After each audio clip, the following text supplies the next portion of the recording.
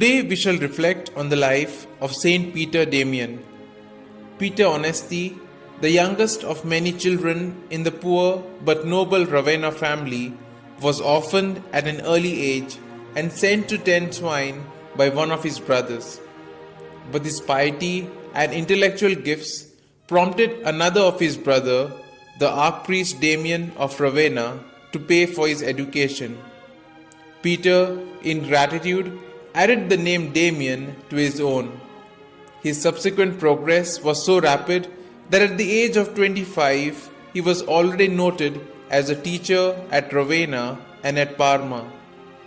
Peter Damian found life in these university towns so worldly and distracting that in the year 1034 he went on to become a hermit monk in the Benedictine establishment at Fonte Avellana in the Apennines, which was known for the severity of its rule.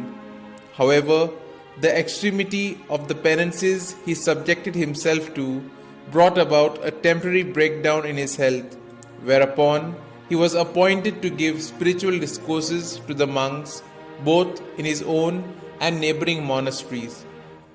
Peter was particularly devoted to Our Lady.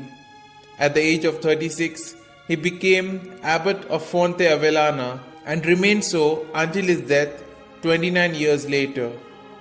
As such, he wisely moderated the rule, established the regular use of the principle, and founded a number of dependent hermitages.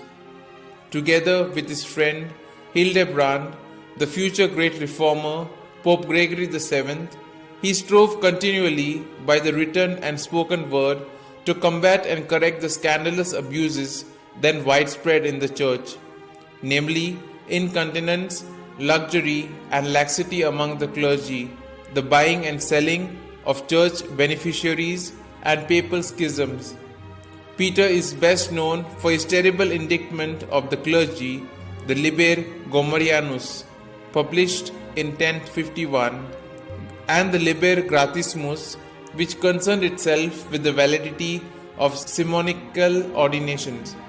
In the year 1057, Pope Stephen X made him Cardinal Bishop of Ostia, which he reluctantly accepted under the pain of excommunication.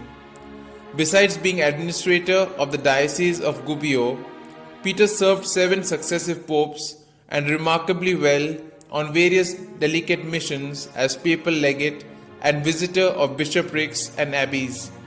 When returning to Rome from one such assignment in the Archdiocese of Ravenna, Peter fell critically ill and died on the 22nd of February 1072.